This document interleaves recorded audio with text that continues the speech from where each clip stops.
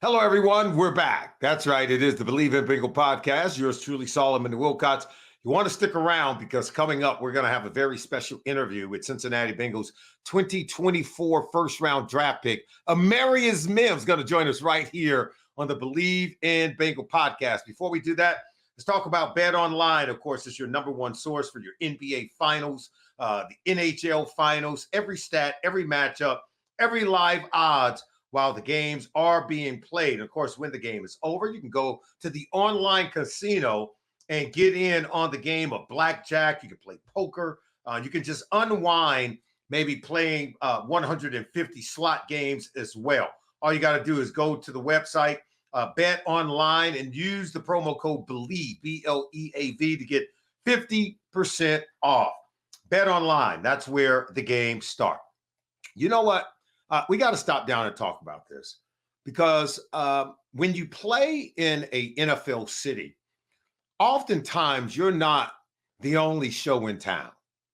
And this is how you can really tell who the cool guys are, right? Like when I played for the Cincinnati Bengals, we were tight with the Cincinnati Reds. We were tight with Eric Davis. We were tight with guys like Barry Larkin and many of the other great players. Remember that team won a World Series in 1990. In fact, it was the last time the Reds won a World Series. It was in 1990. And I played in other cities where they have NBA teams, and we were tight with those guys. We all hung out together. So I played in cities where there were NHL guys who, by the way, pound for pound, the best players to hang out with. And I know I'm an NFL guy. I love NFL guys. NHL guys are the coolest guys to hang out with. I'm just putting that out there. So Major League Baseball, NFL, and NBA, up your game. Because NHL guys are the coolest dudes to hang out with. I'm telling you right now, I'm voting on that one. But Joe Burrow is also a cool guy to hang out with. And that's why I'm asking the question today. How cool is Joe Burrow that he would send Ellie De La Cruz an autograph signed jersey and telling him, hey, keep playing well, keep repping the city of Cincinnati the way that you're doing. You know, Joe Burrow is a former baseball player, played in high school, played growing up on traveling teams. He was a good basketball player, played AAU basketball and played on traveling teams. You get the sense that Joe Burrow could have done anything he wanted. And after graduating with his degree in 3 years at The Ohio State University, he could have went in and did anything he wanted to do off the field as well. And oh, by the way, congratulations to the Joe Burrow Foundation. They were able to raise over $1 million at one of his recent charities over the last week or so in my neighborhood at my country club, at Coldstream Country Club, where he hosted his charity golf tournament. So the good people in Anderson Township, way to show up and support Joe Burrow. But Joe Burrow, thank you for doing great things in the community. And here he is again, reaching out to pro ball players with the Cincinnati Reds. You have Cincinnati Bengals and Cincinnati Reds becoming like this. You know what it does? This is what it makes Cincinnati a cool sports town. Kind of like what Boston is, right? If it's not the Red Sox winning, it's the Bruins that's winning. If it's not the Boston Bruins that's winning, it's, of course, the Patriots winning. They just continue to win championships after championships. And when the guys come together and hang out, it makes the fans in that city feel great. How if you're a Cincinnati Bengals fan, you see Reds players and Bengals players hanging out, having a good time, coming to watch games and enjoying and encouraging and rooting for the other team. I think that's what makes a great sports town. We can do that here in Cincinnati. And I think it starts with a guy like Joe Burrow. It starts with a guy like Ellie De La Cruz. You have to win, have to be able to do that. But it starts with not being jealous of one another. Starts with being inclusive and loving and giving some love to the other guys. And Joe Burrow, you can see reaching out to do that. That's what makes Joe Burrow cool, right? You're going to hear Amarius Mims talk about playing in a huddle with Joe Burrow, just to be on the same team with the guy. He has the kind of swag that makes players not only want to be on the same team, but want to win for him. And that's why the 2024 season, I think, is going to be a very special season. We've got a great offensive line where we got veteran players on that offensive line. We have youth on the offensive line. We have a spectacular wide receiving crew. And as much as we're going to miss Tyler Boyd, Jermaine Burton excites me and what he's going to bring to the table. Andre Yosivas excites me. Trenton Irwin, the young backup guys, right, to T. Higgins and Jamar Chase, they excite me because I think they're going to bring something special to the table. And so that we're going to be so deep around the quarterback at the wide receiver position and at the tight end position with Mike Gesicki and the two rookies, Eric Alt, and that we were able to draft. Don't forget Tanner Hudson, by the way, had a great year last year. Guy can flat out play. So we've got everything we need. We just got to stay healthy. If we stay healthy, we are going to win a lot of games. All right, right now we're going to take a break. And when we come back on the other side, we're going to be joined by Cincinnati Bengals first round pick of the 2024 draft, Amarius Mims, joining us right here on the Bleav in Bengal podcast. We'll be back. Hello, everyone. Welcome to the Bleav in Bengal podcast. Yours truly, Solomon Wilcots. And right now we're joined by the Cincinnati Bengals 2024 first round draft pick, Amarius Mims from the University of Georgia. Amarius, welcome to the show. Glad to have you on. Just real quick, man, talk to us about what the day was like. I know you guys still in the middle of this mini camp schedule. What's the work like so far? Honestly, like I said, it starts off pretty early for me. Normally, I usually work out between 7:15. That's about a 45-minute workout. I try this week we're required to get a certain amount of workouts in a week. So I usually knock that out, get a little breakfast in before our 8:30 meeting start. And then, I'm in there with the rest of the O-line, and we're meeting with Coach Pollock until we got team meeting, and then we break up into offensive meetings. And after that, we go back with Coach Pollock for another good 45 minutes to maybe an hour. And then after that, we're just getting ready for practice because you usually start around 7:15. Yeah. So it lasts about a good, hour and 30. We get some good work in on the field with each other. And then after that, we get a little time to ourselves, lunch, get some treatment, get to work on your body. And around there, like I said, most of the vets gone, but the rookies get a little extra work in, so we stay a little bit out there, everybody. That's right. They're giving you extra assignments. You're going through things. Talk to me about the beginning of the day, because that seems like your time that you prefer to work out. There are some guys who are morning workout guys, and there's other guys who rather do their workouts in the afternoon, evening. I've always been a morning guy. Yeah, I've always been a morning guy just from high school, just waking up 5, 6 a.m. We used to call it Purple Dawn back in high school. We'll wake up like 3 or 4 times out of the week, and we end up getting after at 6 a.m. in the morning working out. Yeah, take me back to those high school days. You grew up in a small town, but you played multiple sports. Yes, football was just one of them. What other sports did you play, and how did you end up gravitating to football and deciding it was going to be your life's work? I always knew like my end goal, I wanted to play college football. It's just like I said, I've tried to play basketball for a year. I was pretty hard at it. I ain't gonna say I was like the next LeBron or anything, but I was pretty okay. I ended up hurting my knee, had surgery after my freshman year. Wow. I hit like a 5-inch growth spurt in the span of like 4 or 5 months. Yeah, it was wild. And then I knew, I was like, okay, I'm done with basketball. Football is it. And I did track a little bit, and then after my senior year, I didn't stay my whole senior year. I enrolled into Georgia, in that early period around December, January.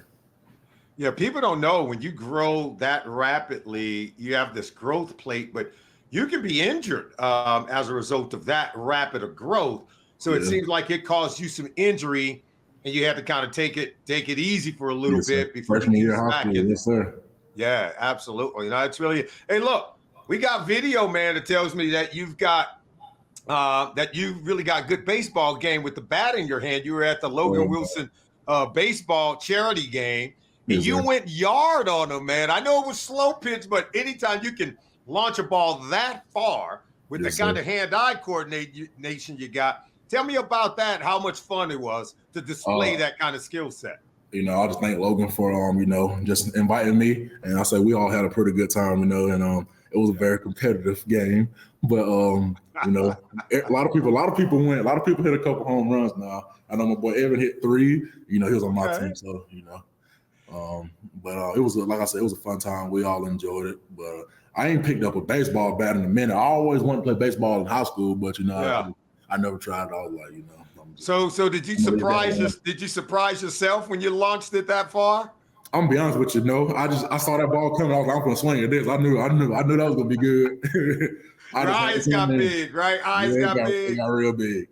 That's a lot of fun. So talk to me about how mini camp and just your integration into the league and into the meetings. You seem to have a very good grasp of your schedule. What has it been like working behind guys like Orlando Brown and Trent Brown and learning from two of the game's best at your position? Yeah, a lot of people, like I said, a lot of people aren't as fortunate and me in a room of guys like in a veteran sense, because I got guys across the board who have played for a long time, starting from the left tackle all the way to the right.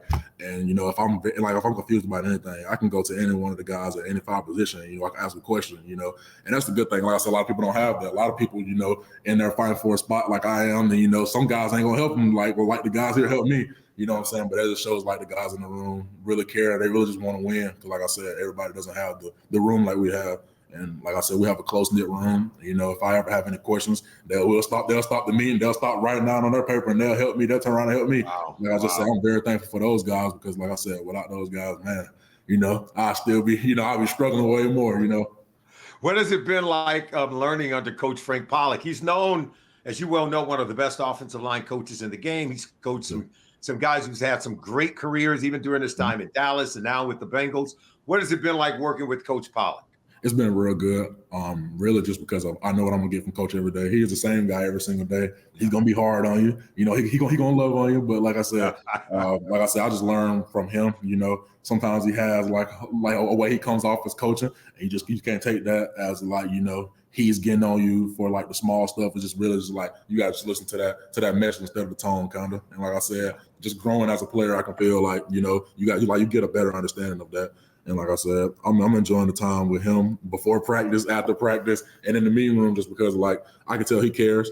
Because like most coaches, they stop correcting you and stuff, they probably don't gave up on you. But he in there correcting everybody, giving everybody the same love, So like I said, I really enjoy like his coaching style. Like I said, I know what I'm gonna get from him every day. Monday through Saturday.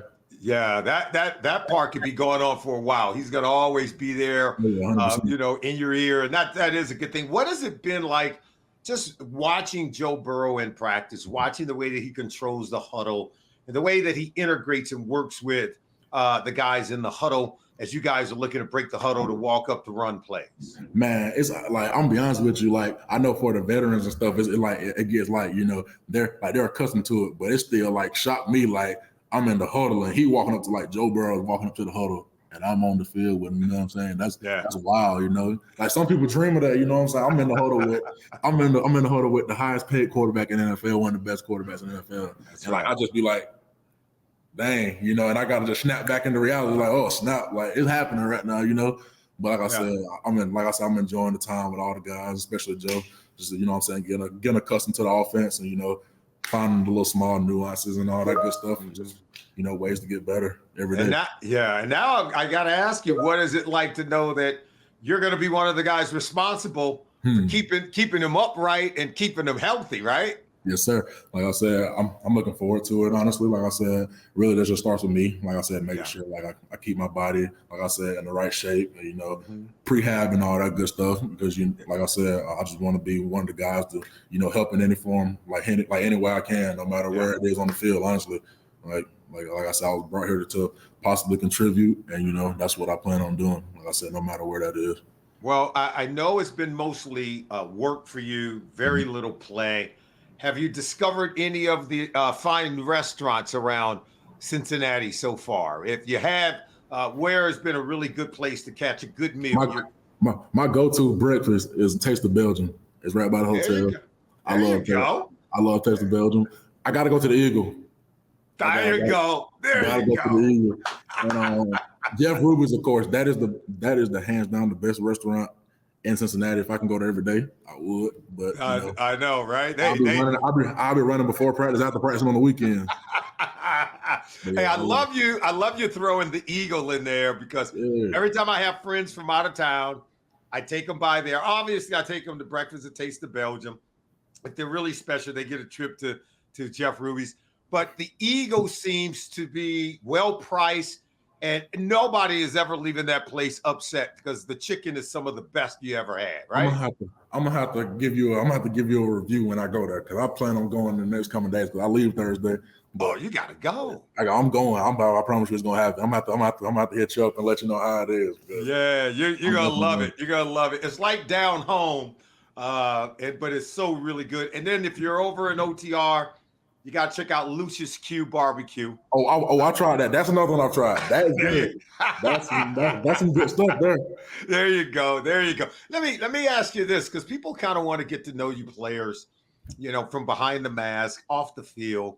When Amarius Mims isn't practicing football, studying football, and working hard on your game, what are you doing for fun? What's one of maybe your other hobbies that you enjoy doing? Yeah, I'm gonna take you back to like what I do at home. I'm a big hog hunter. Is that right? Yeah, okay. Ain't no hogs in Ohio, so I gotta wait till I go back home. But I like to fish a lot. Yeah. Mainly bass fish, but when I go home, there's gonna be more catfish. Like me and my mom, we skin them. Okay. We'll cook them. I love it. I love it. That's good. Look, nothing's more relaxing than fishing. There is no doubt about it. You gotta be very patient. Like I said, it's like fishing remind me of hunting, like deer hunting almost. It's like you gotta be patient. Like you be out there for a long time, man. Yeah. Now, I gotta say this because my boy Merrill Hodge, he likes to go up in the mountains or in these places, these backwoods, and he hunts hogs. We should let people know that pigs are domesticated. But they can become undomesticated because once they're in the wild, they grow these things called a tusk. And if you go hunting one of them, man, you could turn into the one being hunted. Am I right? Oh yeah, I'm dead set. I got some friends who, they don't use they go with a knife. They don't use gun. I'm like, no. You're kidding me. I'd rather stand 50 feet back with an AR-15 thermoscope and shoot them. But I got some crazy friends that'll get out there with a knife and have fun. That ain't me. We don't want you to do that, man. Oh, no, I'm good. We're gonna need you. But that is a whole nother level of having a hobby. That's like that. I mean, it's an adrenaline rush. I gotta believe it. But I know some guys who hunt hogs, and they tell you that you gotta be on point and you want to be up high, right? You want to be up high. Right? No, for hog hunting, you ain't really gotta be on high. I be on the ground. I'm on the ground with them.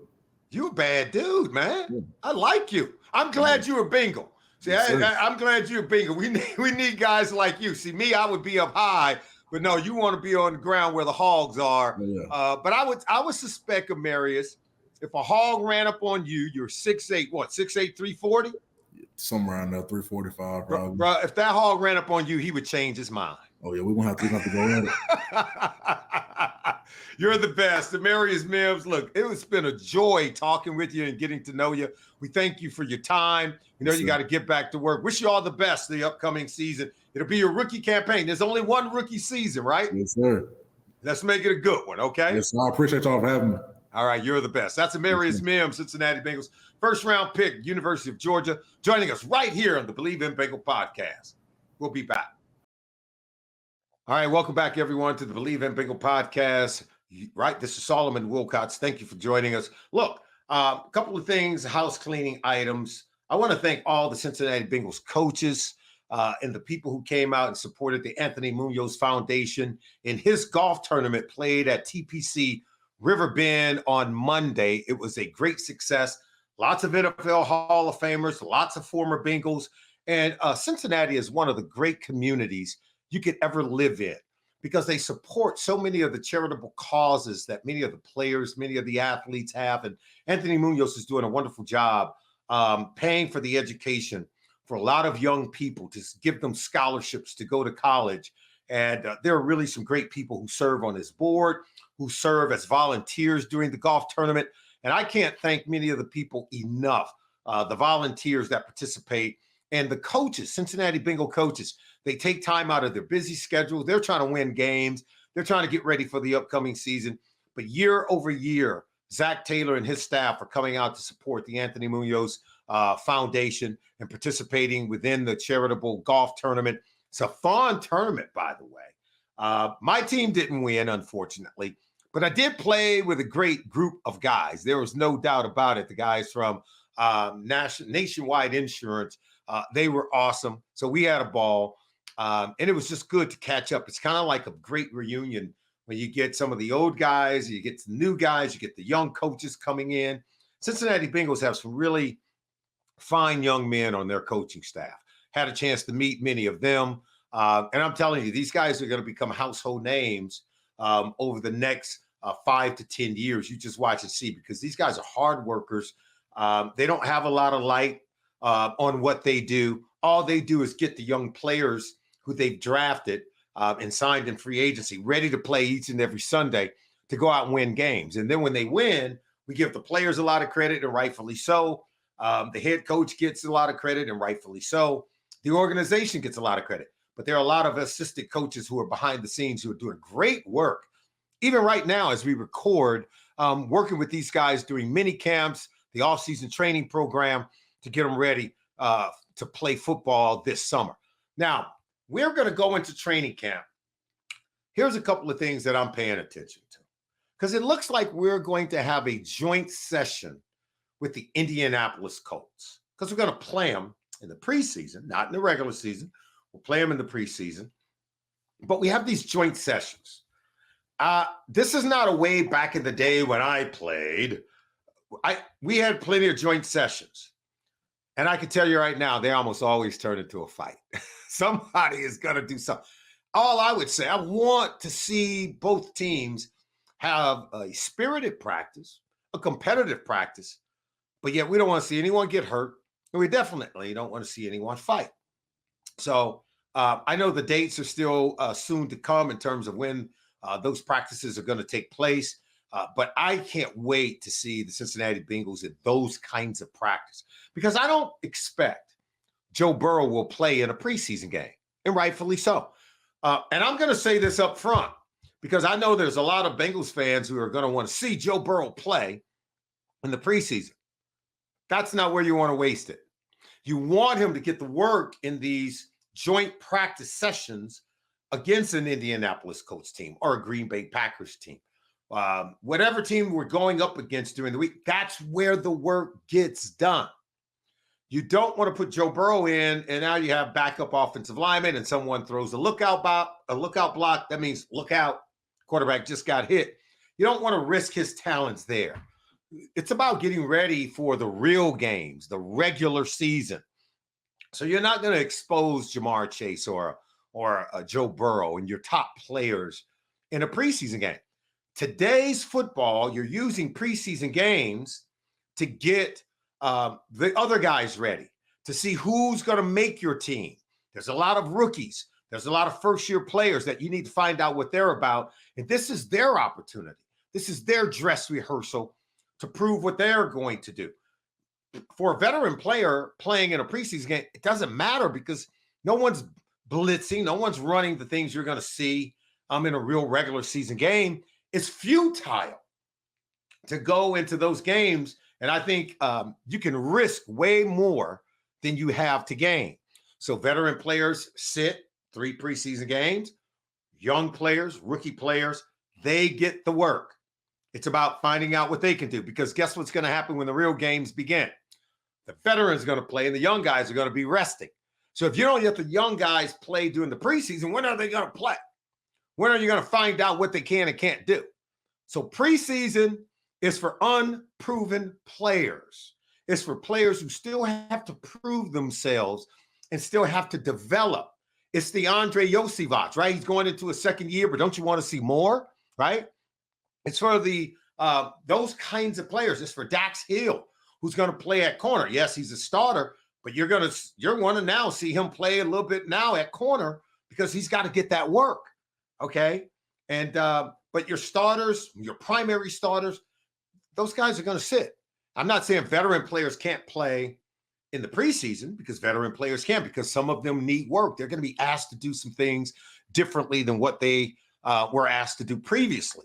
And so coaches need to see them in that live action, doing the new thing that is expected of them. So that's what preseason games are all about. That's what inter-squad scrimmages are for. I think even for the starters to get work in those games. There's no doubt Cincinnati Bengals need to go about their work during the preseason to get off to a faster start. And that means every day in practice, you're going to see the ones going every rep with one another. The ones on offense, the ones on defense, getting continuity and rhythm within the passing game. You do that with the work during the preseason, not during a preseason game. I'm sorry. There's a risk-reward factor, and I'm just going to tell you, none of us are willing to pay the risk that is associated with potentially losing a starter during a preseason game. Anyone can go back to the Kajana Carter days, know about that. So that's not something we want. All right, everyone. Hey, thank you for joining us. We're going to have great shows coming up this summer, particularly as we get into training camp and get started for the regular season. We'll break down the AFC North division as we move closer to training camp. Thank you for joining us right here on the Bleav in Bengal podcast on Bally Sports, everyone. Don't forget to join us again next time.